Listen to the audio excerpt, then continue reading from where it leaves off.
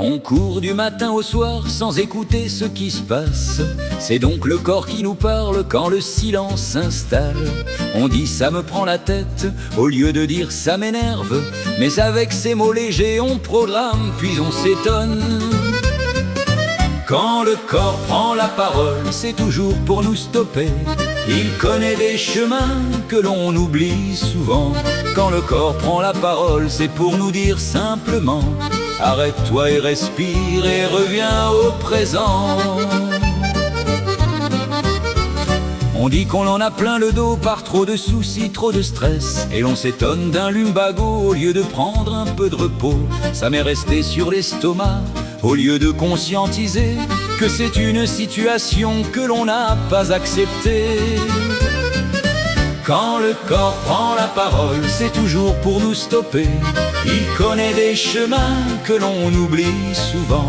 Quand le corps prend la parole, c'est pour nous dire simplement: arrête-toi et respire et reviens au présent.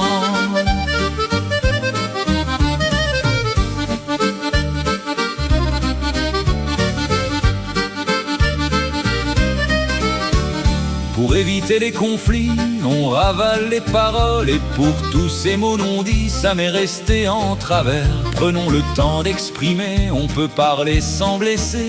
Ainsi l'on peut retrouver une gorge libérée. Quand le corps prend la parole, c'est toujours pour nous stopper. Il connaît des chemins que l'on oublie souvent. Quand le corps prend la parole, c'est pour nous dire simplement: arrête-toi et respire et reviens au présent.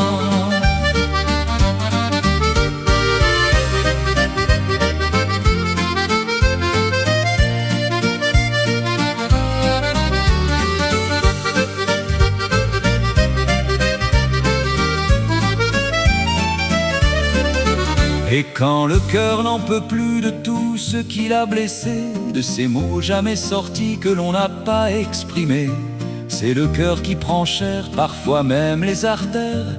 Et c'est la tension qui monte quand on garde tout pour soi. Quand le corps prend la parole, c'est toujours pour nous stopper. Il connaît des chemins que l'on oublie souvent.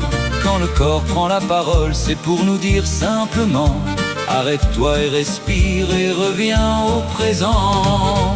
Quand le corps prend la parole, c'est toujours pour nous stopper. Il connaît des chemins que l'on oublie souvent.